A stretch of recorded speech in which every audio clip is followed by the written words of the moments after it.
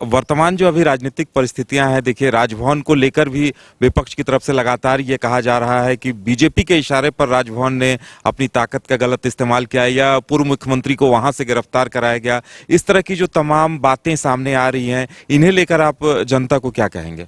देखिए, जो जानकारी इस विषय में है, ये सारे समस्या और ये सारा जो प्रकरण हुआ उसका जिम्मेवार एकमात्र मुख्यमंत्री जी, झारखंड मुक्ति मोर्चा और कांग्रेस है।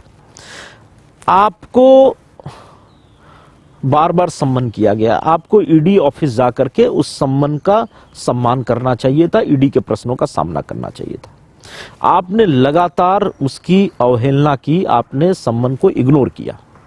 मजबूर होकर के ईडी को आपके बुलाने पर आपके घर जाना पड़ा। आपने बुलाया, ईडी अपने से नहीं गई थी। ईडी ने पूछा था कि आप स्थान बताइए, हम कहां आए और आपसे बात करें। आपके बुलाने पर ईडी आपके घर गई और वहां भी जब आपने उनसे सहयोग नहीं किया तो मजबूरन ईडी को आपको गिरफ्तार करना पड़ा। और आपके गिरफ्तारी के बाद आपको अपना इस्तीफा वहीं से मेल से भेज देना चाहिए था राजभवन। आपने जिद की कि मुझे राजभवन जाकर के राज्यपाल महोदय से मिल करके इस्तीफा देना है। उसके बाद आपके विधायकों ने, सारे विधायकों ने राजभवन से मिलने का समय मांगा। राजभवन ने एक साथ सारे विधायकों का मिलने का समय नहीं दिया। आपको और 5 विधायकों को बुलाया गया, आप गए और आपने अपना इस्तीफा दिया। और इस्तीफा देने के साथ साथ तुरंत बाद चंपई सोरेन जी ने विधायक दल का नेता होने की सूचना देते हुए सरकार को की गठन करने के लिए आमंत्रित करने की मांग की। भाई, आपने इस्तीफा दिया, इस्तीफा देने के बाद विधायक दल की बैठक नहीं हुई।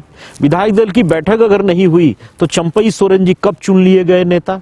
और अगर चंपई सोरेन जी पहले बैठक हो चुकी थी और उसमें नेता चुन लिए गए थे तो आपने उसी समय अपना इस्तीफा क्यों नहीं भेजा? आप मुख्यमंत्री के रूप में फिर कार्य कैसे करते रहे?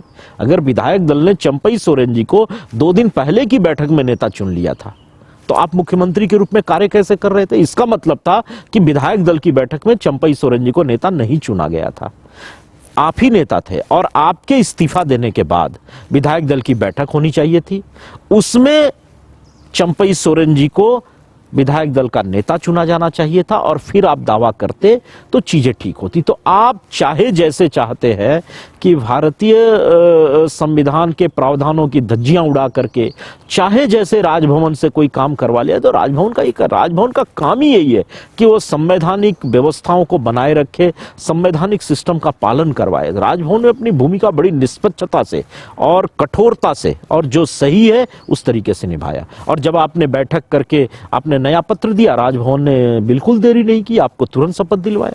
तो आपको संवैधानिक व्यवस्थाओं का पालन करना होगा। आपके सलाहकार ठीक नहीं है, पहले भी आपने गलत निर्णय लिए।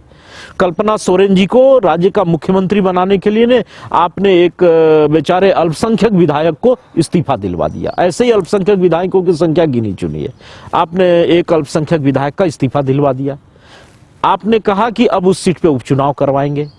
आपकी सरकार 23 दिसंबर को बन चुकी थी। निर्णय लेते ही जैसे चुनाव आयोग अपना निर्णय सुना देता है, रिजल्ट प्रकाशित हो जाता है, उस विधानसभा का गठन हो जाता है। विधानसभा शपथ चाहे 6 महीना बाद ले, अगर 6 महीना तक गतिरोध हो जाता है और कोई सरकार नहीं बनती है तो क्या विधानसभा का कार्यकाल 6 महीना बढ़ जाएगा? नहीं होता है। जिस दिन रिजल्ट डिक्लेयर होता है उस दिन से 5 साल के लिए वो विधानसभा गठित हो जाती है। आपने 31 दिसंबर को उनको रिजाइन करवा दिया। आपके सलाहकार ऐसी बचकानी हरकत आपसे करवाते हैं। वो बेचारे की सदस्यता भी चली गई और आपके अपनी धर्मपत्नी श्रीमती कल्पना सोरेन जी के मुख्यमंत्री बनाने की योजना भी धरी की धरे। तो इस प्रकार का गलत निर्णय आप लगातार लेते रहते हैं और ऊपर से आप राजभवन को दोषी ठहराते हैं।